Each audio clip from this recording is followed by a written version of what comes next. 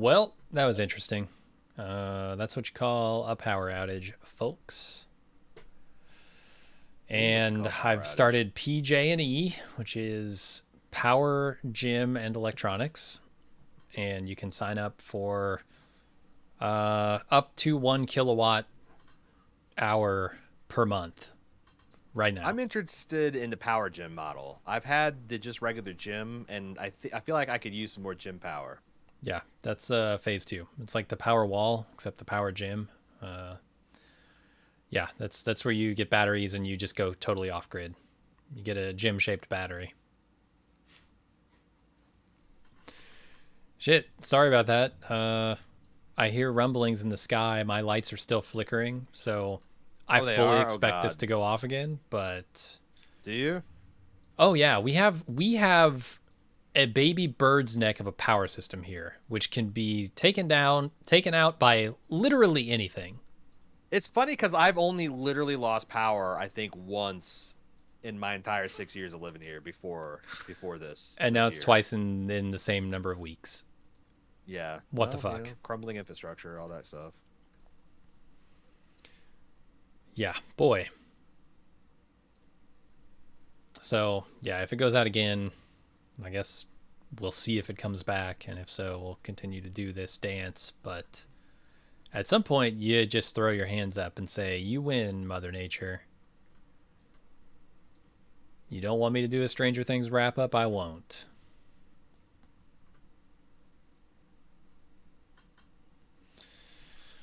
I try and pay my taxes. I just finished paying off a federal back tax bill from 2017 that I didn't know I have owed. I owe the IRS money. Don't we all? I've been in a 5 year documentation battle with them over some fuck up that Cecily's company, previous company made.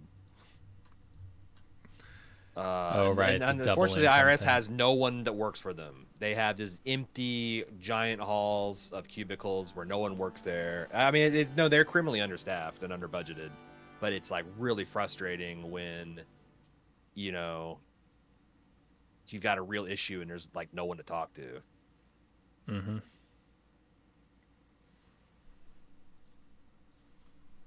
Yeah, seems like that would be a bummer.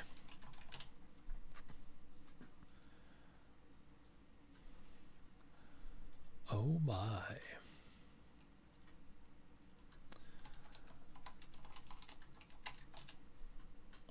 Well, Getting there, almost done. okay. Oh, that's a loud one. I hear that in the basement.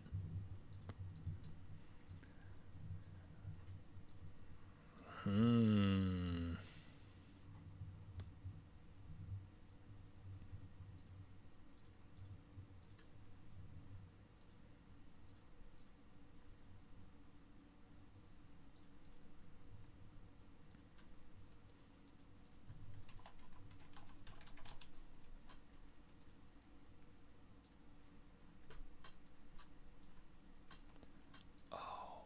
Man, my back. My back. I need to learn how to sit in this chair properly or get a new chair or something. Back strengthening exercises where it's at, man. That too. Been doing those for the last couple weeks. It's really been paying off dividends. Yeah, overall, I just need to start working out again. Okay. Zackus. What do we got? What's our page count now? All right, we're in range now. Is it 15, we can manageable? do that. That's an hour and we're out. Um, I hope none of this stuff is repeats. I feel like I led people astray on a couple of my remarks. Hmm. Oh, right. I have to see if. Okay, I think I'm ready. Okay. You have to boot scoot boogie at the end. I don't know. Yeah, looks What like is our Audition salvaged my schedule project, so tracking today? Yeah, got about an hour running till the late. next thing, but it's not a I it's not a officially big think the thing, so next. Yeah, I think the next thing is just going to fizzle. yeah. Yeah, it took a lot longer to do this stuff than we expected today.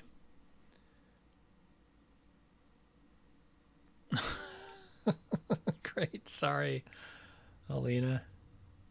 What happened? Dog Hmm. pooped in the house because too much thunder. I believe that's what AC/DC was singing about when they sang the song Thunderstruck. You've experienced so much Dirty thunder that deeds you shit too. yourself. That too, yeah. The dog did a dirty deed on you.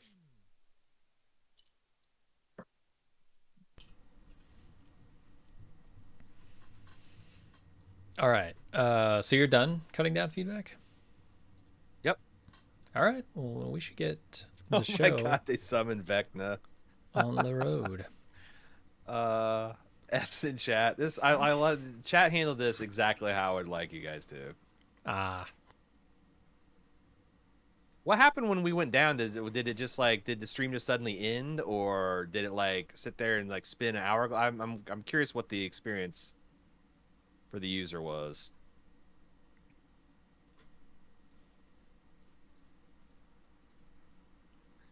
Oh yeah, medicated Wookiee. No one sent feedback on that. I got a Twitter that was literally the sword of Conan that Hopper picks up. It was like the studio but yeah, like I don't know. It's a weird scene. I liked it. It was weird. All right, we got a hard out for Talitha today too. We got to get yeah. going, man. Yep. Is that like you got to be off the air at 4, like 5 minutes before 4?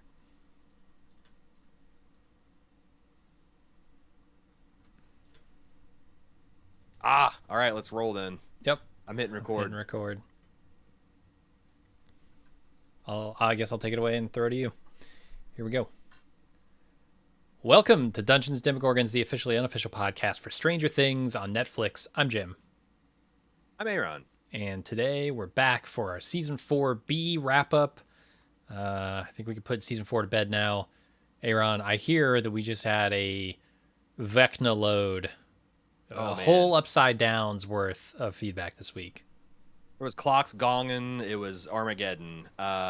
Real quick, if in case you missed it, Stranger Things is confirmed to come back for a 5th and final season. It will not be out until 2024. Wow, is what they said.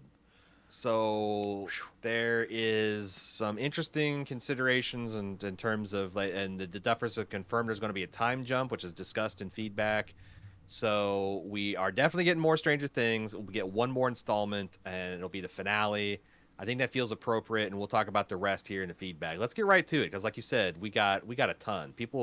I was gratified to see that people were excited to see Stranger Things 4. A lot of talk preseason about how long it's been, and is it even relevant anymore? And I thought the season overall was fucking rad, and it immediately rejuvenated my interest in Stranger Things. I feel like a lot of people said the same thing. Yeah, I really like enjoyed also it. Netflix might have learned a thing or two by separating the binge into 2 roughly equal halves of like 7 and 5 hours. Because like it feels like Stranger Things is kept in the conversation a lot longer this summer too. Sure. So I don't know, maybe something they're trying out. First up, John G in the old Stranger Things of baldmove.com mailbag. I don't know if this is true or not, but I always get the impression that the world of Stranger Things was not supposed to be our real world, but rather the world of 1980s movies. So, for example, when you say it's not impossible but not realistic for anyone to hack into school records in 1986, I think Ferris Bueller came out in 86, and in that movie there's a scene where he hacks into his school and changes the number of times he's been absent. True. In War Games, directly referenced this season, Broderick hacks into his school to change his grades. It's the Brodericks of the world that's always the problem here. Yeah. That was back in 83. Why is there a mall in Hawkins, even though there wouldn't be in real life? Because the mall featured prominently in many movies of the 80s, with entire movies being set in and around them. We talk of any of the Russians being tropes. That's because every Russian in the film in the 80s was a silly trope. So we see the Russians in the show. They're not real Russians. They're 80s movies Russians, which range from pure evil, sculpted from stone type guys to goofy Yakov Smirnoff types, etc. I think this is the best lens to look at this show because you're right. Like Mhm. this is simultaneously small town America, but if small town America got to participate in all the things that movie culture was based on, which is kind of how, as a kid, you approach it. Like, I guess I always knew that like Kevin's parents in Home Alone were rich, but you don't really kind of understand the difference in the way they're living until you're much older. In the exact same way that even though I lived in a cornfield, like I could drive to a mall 40 minutes away, so I knew I didn't have the mall rats experience, but I had. Yeah, I like this. I like this a lot. Sure. I'm Yeah, a, you're absolutely right about that. Here's one fly in that ointment. I don't even think the movies of the 80s were as diverse as Hawkins is depicted in the show. So that kind of falls flat. Like, certainly real life wasn't in the Midwest, but like, even the movies of the 80s were not there. so if so the other lens is it's 80s movie culture, but as if they filmed with today's sensibilities. Right. I think that's the missing lens. But thanks for pointing that out, John. Let's move on to Sean. In an episode where Max is under the Vecna spell in the cemetery and Nancy and Robin are escaping the institution, they jump over a feature in a landscape and a patient loudly and clearly laughs, ha ha ha ha. That landscape feature is called a ha ha wall. And a ha ha, also known as a sunk fence, blind fence, ditch and fence, deer wall, or foss, is a recessed landscape design element that creates a vertical barrier while preserving an uninterrupted view of the landscape beyond the other side. I can't It's do it, not most man. important, but I thought that was cool. I can't do it. I can't be an expert on all these things. So thank you for sending that information in because I really love That's that fact, but there is no way I would have ever known that. I feel like there's 15 people in North America watching like some Hmm. kind of obscure architectural landscaping nerd that like snorted when that happened, and Yeah. that's my favorite type of Easter egg. Eric says, "Is Finn Wolfhard a poor man's Timothy Chalamet, or is Timothy Chalamet a poor man's Wolfhard?" Oh boy, Finn, Ooh. if you're listening, close your ears. Hmm. Hmm. Finn is a generationally poor man. Like his great grandfather was poor. His grandfather was dirt poor. His father was poor. He was born into Yeah. abject poverty. Has no idea He was of born the into taste of abject finer poverty and things. then got redlined out of his neighborhood. Yeah. Yeah, yeah, Yeah. yeah. Yeah. Um, You can start listening again, yeah. Finn. We're done. I don't think much of Finn Wolfhard. I feel like I've only seen him, and I've seen him in a couple movies now, and Stranger Things. He's got like one or two gears, and that's it. I don't know. I don't know that I'm buying Finn Wolfhard stock. I might be selling hard. We'll see. Whereas We'll see. Often, Timothy Chalamet, let's say unique looking people, interesting looking people. Take a look at Tilda Swinton. She's not conventionally attractive, but she's had a great true. career. So it can happen. Good luck, Finn. It's just not. It's not. Yeah. Like I said, I need. Yeah. You'll be fine. Just get a financial advisor. You'll be fine. Just from the stuff you've done alone, it's fine.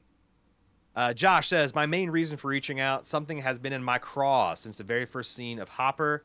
I find the show to be a great period piece with a pretty good eye for detail, and yet here are some anachronisms here and there, but played probably for the rule of cool.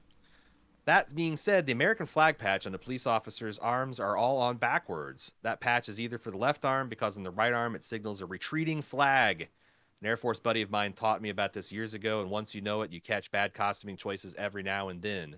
The flag should always be represented as a bear being the one holding the flagpole and moving forward, so the field of blue should always be towards the front. So he goes on and says that this might be a theory that the cops are working for the Russians or the Hawkins has been co-opted. Mm.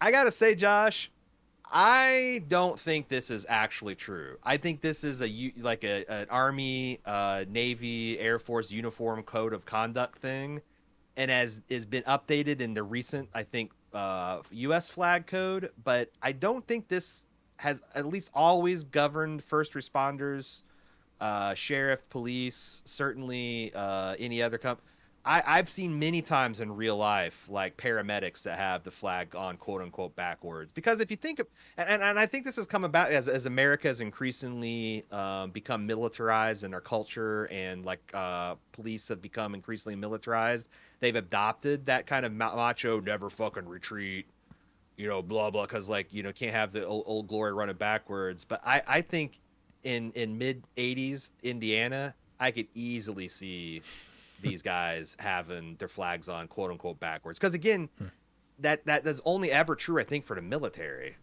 um and that stuff changes. It's not set in stone. Like, it used to be a violation of the Uniform Flag Act to display the flag in any colors other than given, and now like frontline troops deploy with camo flags. Yeah. So what were you gonna say? No, nothing. I don't know. I don't know All anything right. about it, so I'll take your guys' So I word think for it. that's a recent development. I don't think it's an anachronistic, especially for like a small town sheriff's department. But yeah, thanks for, because I do get that. I think like once a season. Marcus says, I wanted to share my idea of Vecna's plan. I'm about to watch part 2, and I've been listening to your coverage. Actually, hold on. Let's just cut this. This was somewhat interesting, but it was pre the part 2 feedback, so let's move on. Vernon says, I've been in the tank for this show since the beginning. This show created characters, showed you exactly who they are, dipped in 80s nostalgia, and allowed the characters to take the plot exactly where they needed to go. The children acted like children, the adults acted like adults, and rarely, if ever, did something occur out of left field for the plot's convenience. They achieved this in 40-minute episodes. I'm not in horror movies generally. Plot contrivances and cheap tricks designed to create suspense typically turn me off. Just like Game of Thrones is a fantasy for people who don't love fantasy, Stranger Things is horror for people who don't love horror. I fear they may be losing that. This season felt very bloated to me. The ridiculous Soviet Union rescue mission seemed out of place in the show in a lot of ways. The characters were charming, but the idea that 3 people are breaking to the Soviet Union military death camp, cannot escape with their lives, and 2 prisoners really bothered me. Or they did do that. Sorry, the sentence was a little. I chopped it up a little messily. They spent a lot of time when everyone knew that Hopper and Joyce would make it back from Russia, and that the Murray's charisma would protect him at the very end of the show at least. Papa's alive? How and why? Why would Vecna or one leave him to live? It seems cheap to me. Also, her powering up part of the show was very tedious. There were bright spots, but it definitely found me wanting. A lot of the California plot seemed to drag along as well. I found myself tapping my foot as the plot seemed disconnected to the main action. I think it suffers from the fact that there just isn't enough for all the characters to do. Can I admit a secret? I kind of agree with you Yes. on the L stuff. L has never been my favorite part of this show, except for maybe season 1. Everything from then on has been like, well, I really care about the heart of this group. And if you are Mike. not like, yeah, Mike, if you're not directly interfacing with the kids here and solving the problems with, clever teamwork and not video game, board game analogies, tabletop analogies, then I'm probably not as excited about watching it. And this season was, Elle separated from the group entirely, just doing her own thing in the upside down, void space. Yeah, I'm with you. I'm not nearly as excited about that as I am everything that was going on in Hawkins and even, honestly, in California. I do think I was a little bit more gripped up before the final 2 episodes, because I was just so like, how the fuck are they going to get out of Russia in time? How are they going to get from It turned out that didn't matter. Now, I do think that even seeing that, or even having said that there is in that first half of season 4 some fluff and some fat that could have been trimmed. Some of that stuff felt repetitious, especially since you find out that they didn't need to escape. But I don't know, maybe there's something to be said for generating the suspense within the audience of how in the hell can they possibly finish with so little time and kind of doing it anyway. I feel like the first Hopper escape attempt could have been excised entirely. I agree. That's what I'm saying. Like there's a couple of those kind of things that didn't even really pay off, because like it felt so good for him and Joyce to get back together in that final episode, but it would have felt just as good without all that background stuff. So And again, like you're in pretty good company. If you thought that there was pacing issues, Vernon, and if you thought the show's losing a little bit of its fastball, Alan Sepinwall, favorite TV critic, had very similar concerns. So I'm bummed that other people didn't like it as much as I did, because I've definitely been on the other side of that divide, and it always feels like you're the one with your nose pressed up against the glass looking in, you know. But um, and they're legitimate. I'm not saying that you're crazy for thinking that. It's just Oh I yeah. thought the final two episodes were so strong that the little bit of impatience I had for what went before was kind of wiped away with pretty much universal delight. Hmm. Melanie says, I first or just listened. I just fuck me. Um, Melanie said, I just finished listening to the episode 9 podcast. I was a little shocked that you didn't. I don't think you mentioned the very obvious Christ imagery in this episode. Vecna uses his tentacle network to pull Elle up into the most obvious Jesus on the cross pose in front of his door with the stained glass window. I know this was closer to an instant take than a full podcast, but after listening to your leftovers and Westworld coverage, I was a little surprised it didn't even get a mention. Anyway, I'm already of the opinion that Elle was going to have to die to put an end to this once, so I think this is foreshadowing that Elle will have to fully sacrifice her life to destroy Vecna and fully restore the barrier between our world and the Upside Down. Yeah. It's tough to do an instant take style podcast for a 2.5 hour episode.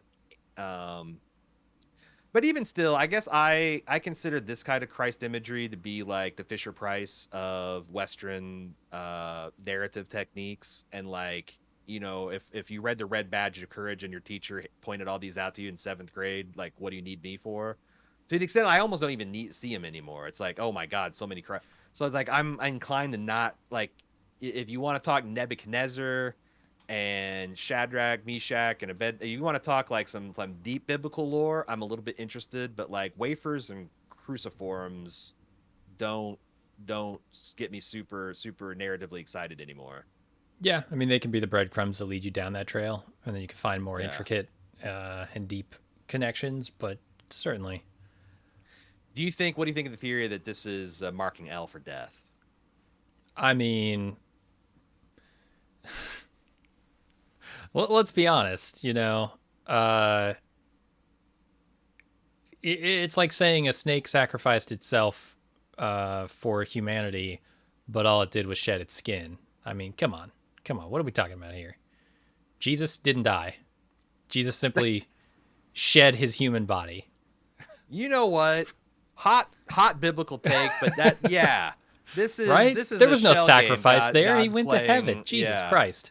Jesus And Christ. and if you're fully bought into the Trinity, then this is like really God playing shell games with aspects and shards of himself. Like Right? what the What yeah. are we talking about? But no, I take Yeah. your point. Yes, literarily, certainly. I think this could be foreshadowing a sacrifice that she has to make.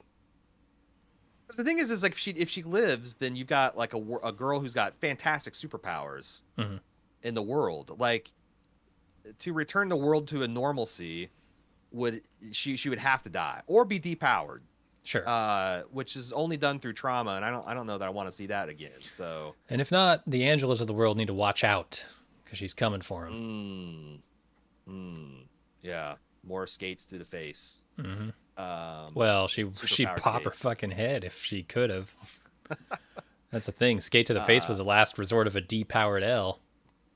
Yeah, but I also like it. It seems like this show is unusually squeamish about killing these kids. Like they couldn't even do Uh-huh. Max. Yeah. So that's the one thing that points me in the other direction, maybe. We'll see.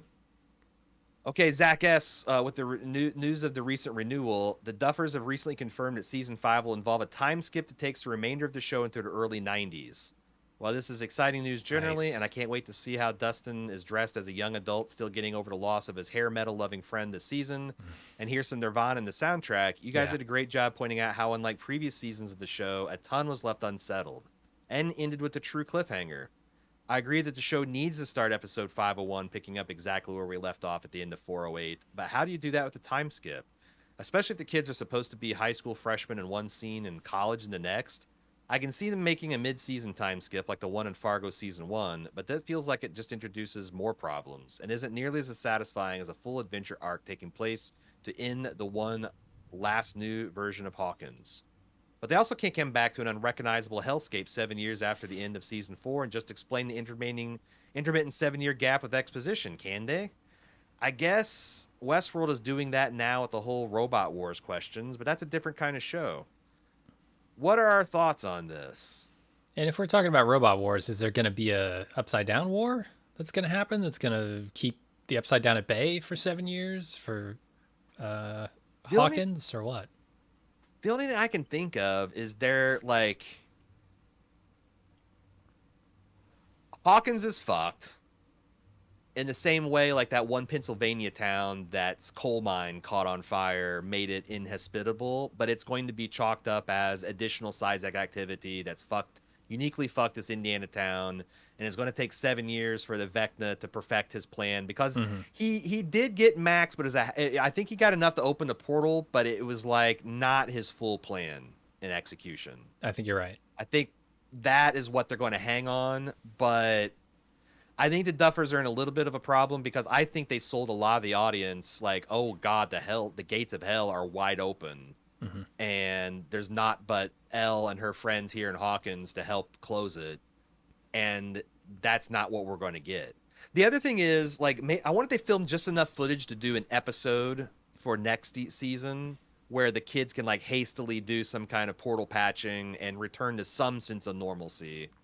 But I don't know, man. Hawkins looks fucked. Like, way more fucked than they were the night before when Elle managed to partially close the portal, I guess.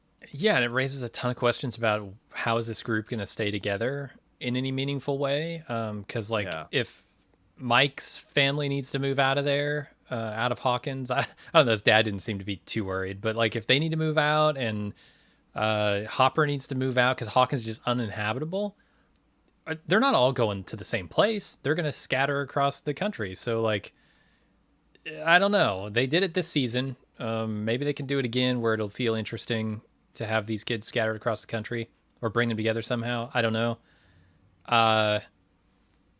We'll see. I really think next season, time jump or not, is going to be about the search for Mad Max, right? She's lost somewhere in the void.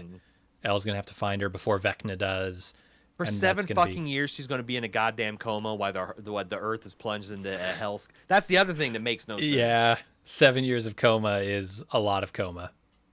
I gotta say, I think it's ballsy for the Duffers to set this challenge in front of them. But man, I don't know. Yeah, we'll see. I wonder if the better thing to do would just be to get Netflix to film 2 seasons back to back and be done with it. Because, like, yeah, I don't. This feels much more like, you know what?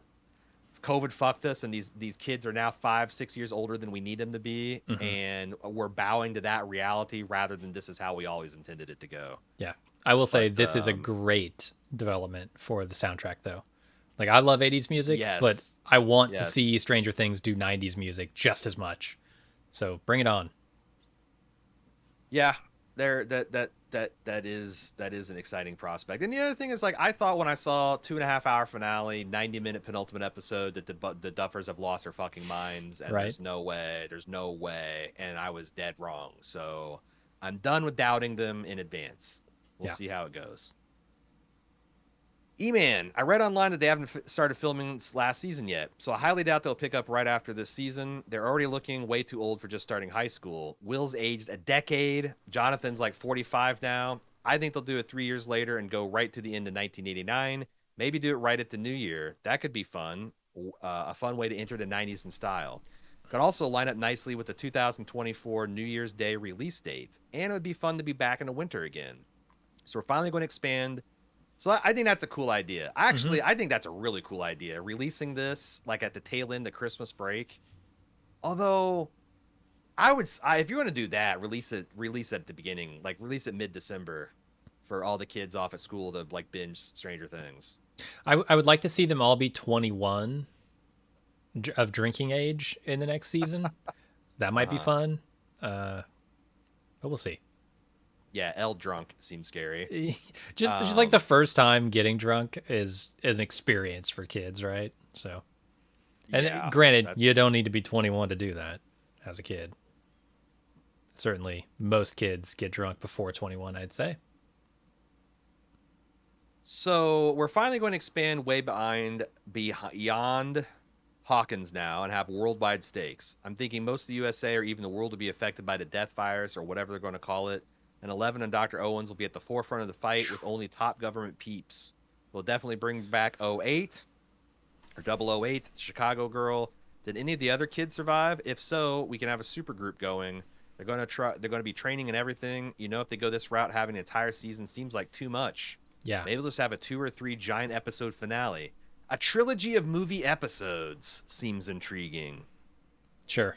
Cause yeah, that's the thing. Is like there's no guarantee we're going to get like the length of. Although I thought the Duffer said that they were planning on season 5 to be the longest one yet.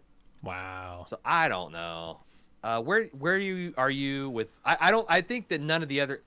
In fact, I don't even know how 8 made it out because I thought that the story they told was 11. The one slaughtered all of the kids except for 11. Yeah. Yeah, you're right. I don't know how he made it out, but she did. Yeah. I don't know. That's a super group. That's a ballsy proposition for the starting of the season. Like to make it hell on earth, like actual everybody has been overrun by the upside down, and like you're fighting it back. Yeah. I feel like it's too late at that point, but maybe not. You cut out the heart of it.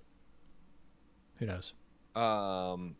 Ben wants to know what's your all's opinion on the idea that one is or Vecna is 11's father. The meta connection between Vader, Luke, and 1 and 11. The fact we don't know 11's father, and 1 was the first one at the powers, and all the other kids were born after him. Let me know what y'all think. Thanks for the great analysis. The ages line up. If he was 7, 8 in the mid 50s, he's going to be, 17, 18 in the mid 70s. He's going to be in his mid 20s in the 80s. He could certainly have fathered children. And that's if you just keep it like, not creepy, which I don't think you could guarantee Brenner wouldn't. Yeah. There's that 1 and 11. Like that's like 1 and then 2 ones. You complete me? Yeah. They have 0, 0, 1, right? So the 11 would make it all ones? I don't know. Yeah. Isn't that binary addition too? If you have 0, 0, 1 and then 0, 1, 1 would be the next numerical sequence from that. I think it'd be 0, 1, 0. That'd actually be 2. Oh, would it? Yeah. Yeah, you're right. Fuck. I don't know, man. That sounds like a crazy theory, but it could be right on. I don't see any reason it can't be.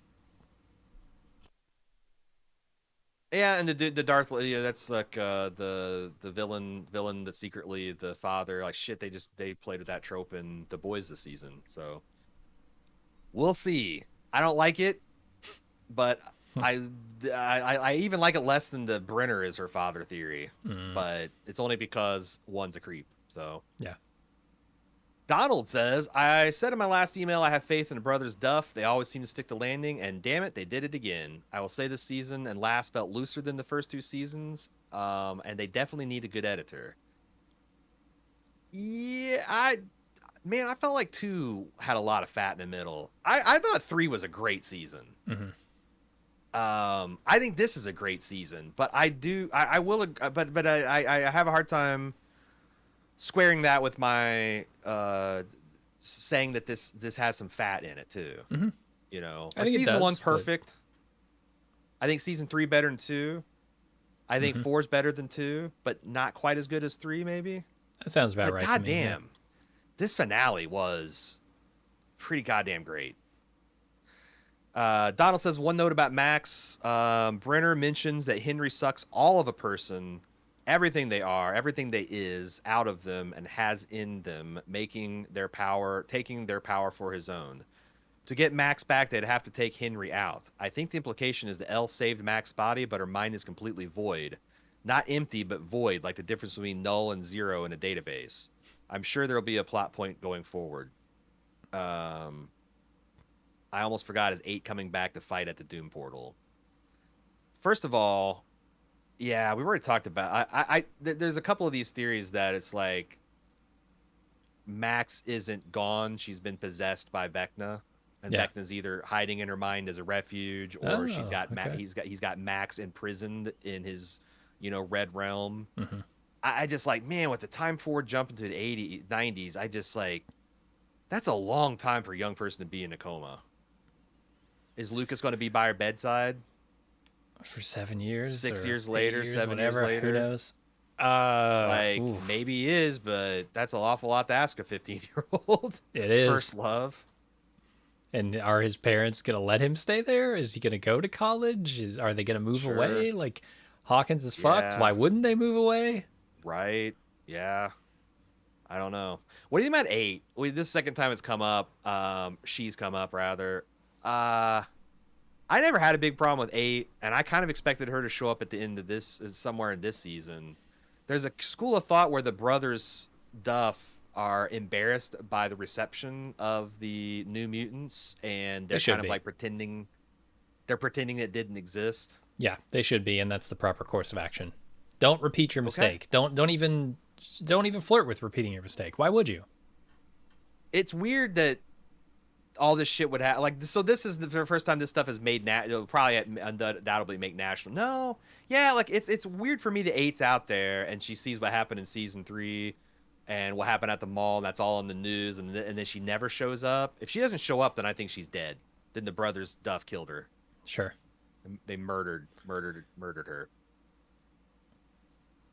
Let's move on to Josh. Said, I had to write this email because there's nothing that gives more joy than watching Nancy turn into a complete badass at the end of every season. There's a job that needs to be done. There's never a moment of hesitation from Nancy. She figures out what they need, she weapons up, and she runs into the fray, ready to face anything and everything she can to save the day. We all talk about core characters all the time, but Nancy doesn't get praised often enough for having the brains, brawn, and bravery the group needs right when they need it most. True. Especially the last 2 seasons. I totally agree. Like, everyone talks about Steve being the dad or the mom of the group, but goddamn, Nancy, the mama bear, is getting shit done. Yeah, absolutely. It's why I like them so much together at this point, because Steve isn't That's a the total other douchebag, thing. and they're both like badasses. I guess for 7 years in the future, we're gonna miss all the will they, won't they, the love triangle stuff. Like, that's some of the cool Yeah. things, and they're gonna have to just let go. Because there's no fucking way that they're still dancing around like that in 7 years. I don't know. Maybe it gives both of them enough to have a. But yeah, I don't know, because it's hard for me to believe that people go back to like real world and start going to college and getting married and stuff with the hellmouth open. Right. But the Duffers might roll that back and make it not as big a deal as it was. I don't know. Jim. I'm pretty sure that the opening of Sullivan's raid inside the bunker, he's talking about episode 8, is a shot-for-shot homage to Darth Vader's raid at the Tantive V in the opening of The New Hope. Did anyone else notice that, or am I way off base? I don't think it's literally a shot-by-shot or homage, Yeah. but it's like, it's hard to say what's the line between an homage and just army guys breaching a base. I've seen it a couple dozen times and and it kind of looks all the same. So I don't know. I don't know. That definitely Star Wars is in the show's blood, though, right? Mm-hmm. The other thing that's been bothering me is when in episode 7, the kids go to Eddie's trailer to try to extract the older kids from the Upside Down.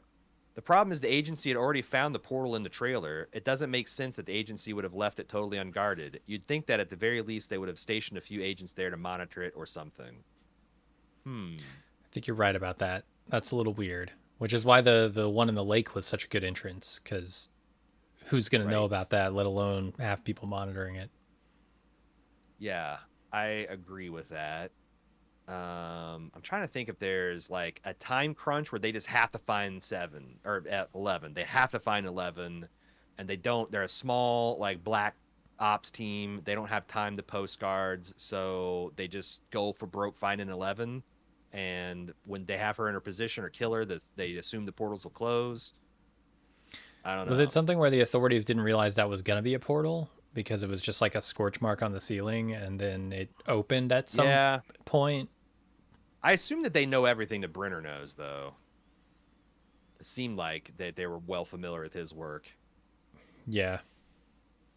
But that might be a little bit of a plot hole. I'm not sure how much he knows about it. Like, I mean, the kids out in Hawkins are all figuring this out, right? Does he know that there are 4 deaths Brenner? and four bells and like 4 Oh, gates probably not and at that level, no. But the knowledge of a gate and how it's open and how it behaves, and I figured he would know that. The Colonel Sullivan. maybe. I felt like this was something new that was not something he might know about, but who knows? J Cubes wants to know. I know that the Russian gang went back to try to weaken the evil forces, but did that pay off on the screen in the struggle with Vecna? I don't recall Vecna noticeably reactive as they torched the Demidogs and the Demogorgon. Did I miss it? That's a good question. I don't know.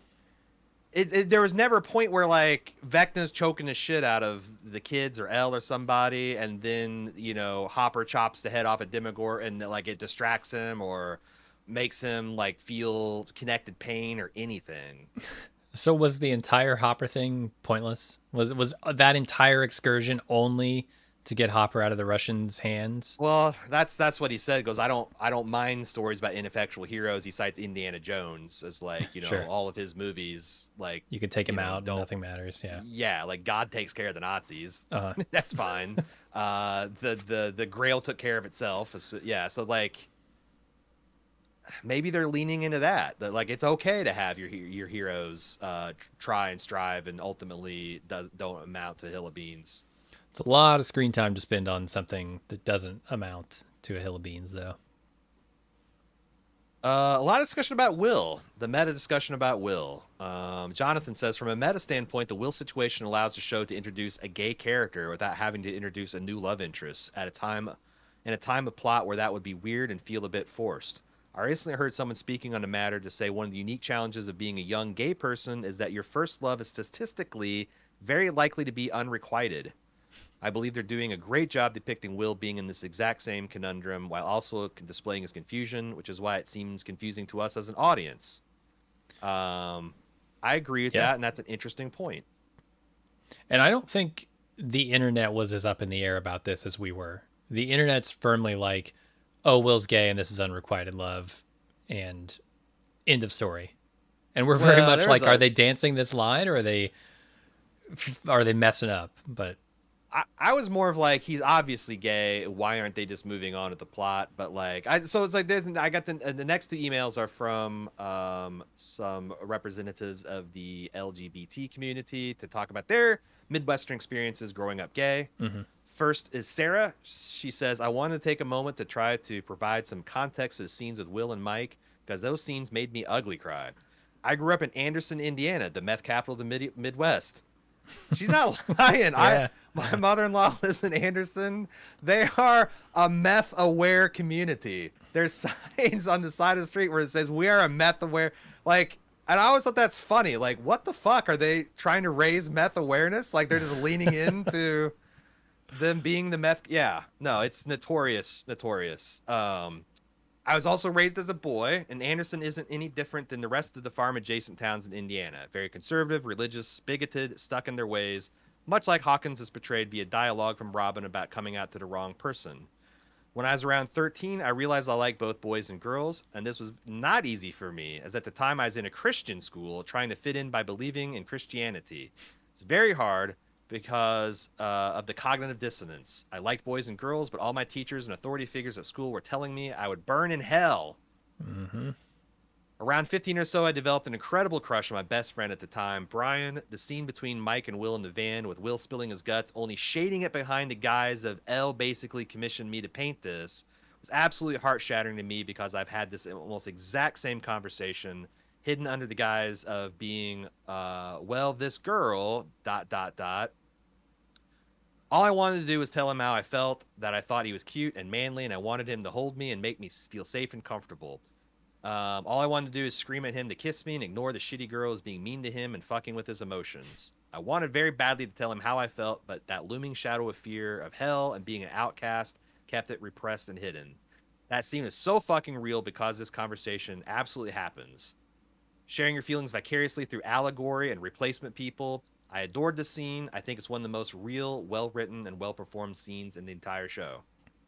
And I did see a Yeah. lot of that. Like I felt like coastal gays, progressive living area were like kind of frustrated and saw these scenes as backwards. And there was a Huh. lot of gays youth from the Midwest and the South. And I think we talked about this, saying, no, no, no, no, no. This is representation for us because it's still like this in a lot Yeah. of areas of the United States. And that's a point well taken. And I think Um, Noah Schnapp kills it in that scene. He does not get enough credit for his acting because he's been Will largely sidelined in this show. But when he gets some meat to chew on, holy shit.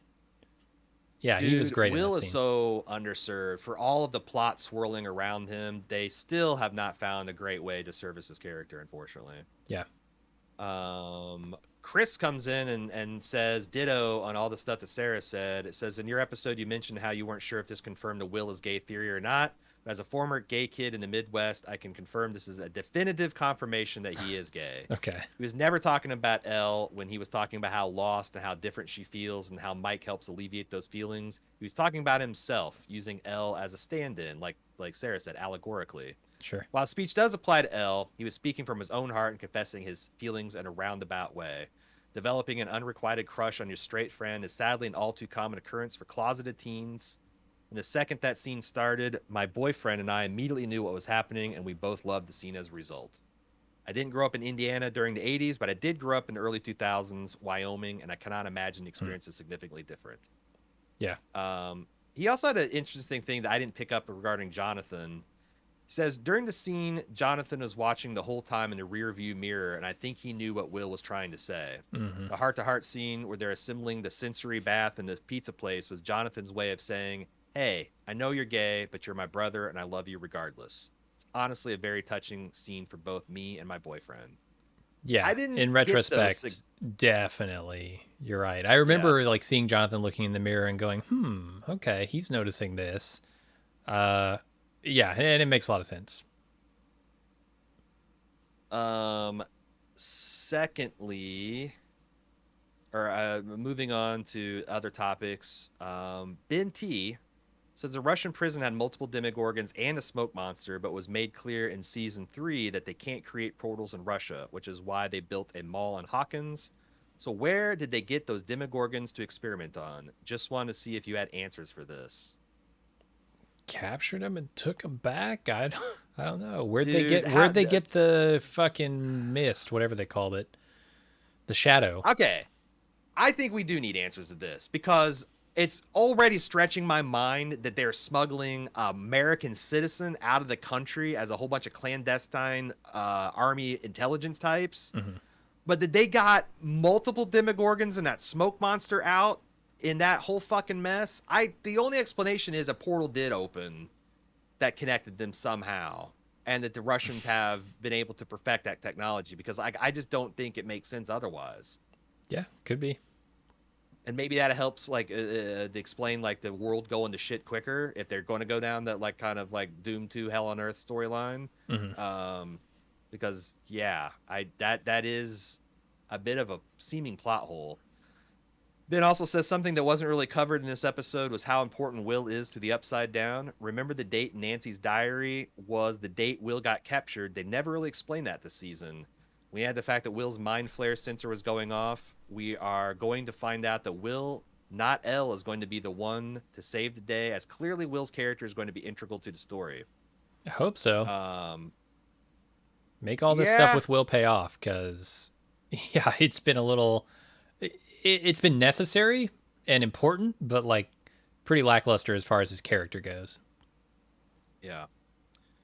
Unfortunately, we are kind of out of time, and we got to most of the main points. There's a couple people had some theories for next season, but they were all sent in before we found out there's going to be a no time skip stuff. So Hmm. I don't think they're going to be super applicable. And again, I got like like a late stage Game of Thrones amount of email in the last week, and it's just we could have read this for 3 hours and not got it through it all. Hmm. So I really appreciate everyone that did send this feedback. I am very excited, but also very puzzled and confused about how season 5 is going to roll out with the shape of the end of season 4. Hmm. But I was a little bit of a doubting Thomas coming into season 4 that they'd be able to recapture the magic, and they did. So I'm going to have faith in the Duffers until we see that they shit the landing. So that's it. We got our marching orders. We're going to put this thing on cryo sleep for 2 years. If you've enjoyed Maester Anthony and his co-host Steve's takes on Stranger Things, I'm sure that they will be back to cover the last 2 episodes after we're done. First of those is out as of today, as of last night, actually. Go. So yeah, check that out, and they'll be coming back with their finale and their wrap up in the next 2 weeks. And if you like our coverage in Stranger Things, stick around. We got tons of great stuff. We're watching For All Mankind right now. We just wrapped up The Boys. Jim is diving back into Better Call Saul. We've got Lord of the Rings, Rings of Power, and House of the Dragon coming out later this year. Just tons of stuff. Keep up with us on baldmove.com. Follow us on Twitter, twitter.com/baldmove. And if you like what we do, and you like a lot more of it ad-free, check out support.baldmove.com. But otherwise, we for sure will be back 2 years from now to see the final installment of Stranger Things 5. Thank you very much for listening. Loved having you as an audience. We'll see you in a couple of years. Until then, I'm Aaron. And I'm Jim. Later. All right. Oh, my goodness. Oh, my goodness gracious. What happened? All right. Take off, Alice. We'll get you the files. Sure did hit the wrong button. Okay. Thank you. I'll see ya. Yep. See ya. Are we ending the stream? Is that what's happening, or? No, we can hang around because I still got to do a few things. Okay. I had the fucking power outage. I completely forgot our producer had a hard out at 4, and she had obviously you got to give her a little bit more time than that. So, I was trying to hustle through that as quick as I possibly could. Okay, I'm gonna upload my audio and then I don't know. I'm ready to get out of here. Got a tornado warning. Did you get the tornado warning message? Mm-mm. That I would like. When I saw that, I told Alexis, "Hey, you can come down here if you want, because tornado warnings are bad." She was like, well, the cat is going to be loud, probably, so I won't come down there. I'm like, well, bring the cat down, because I don't want you guys to get tornadoed. Yeah, tornadoed, yeah. I do like having a basement in the Midwest. Yes. Yeah, it feels not necessary, but definitely helpful. But yeah, I should get out of here so she can come down here and not be tornadoed. Okay. I don't want anyone to get tornadoed, let alone my wife and cat. When you were saying crane game, is that just a meme, or is that like? I know it's the Life is Strange reference, but like, yeah, are you wanting us to go back and play more crane game? Well, I've seen it come up a couple times, and I'm just like, if it's a meme, but if it's you want us to play, I don't think that's ever going to happen. But we could download Tower Unite. Oh, you want more Life is Strange? Isn't there like another Life is Strange? True Colors, I think is what it's called. It's on sale right now. Honestly, I do love playing video game content because it's so fucking easy. Like, it's the only thing I don't have to think and prepare in advance for with Bald Move, and fun, which I think those two kind of go hand in hand. But yeah, we'll let you, your wife, and your kitty get down here and take refuge in your basement. That sounds good. We'll get off of here. This is a fun stream. I liked it. Mm-hmm. Tomorrow night, we're going to be talking the Mighty Mighty Thor. We're going to see Thor Love and Thunder and talk about our first opinions of it and do some trailer talk on Theatrical Thursday. The next week, goddamn, Bezos broke her heart. I cannot fucking believe they took off Over the Top. Right. Rat bastard. A week before we're ready to go. It's been on there for months. Months. Oh, no. What the hell happened? Okay.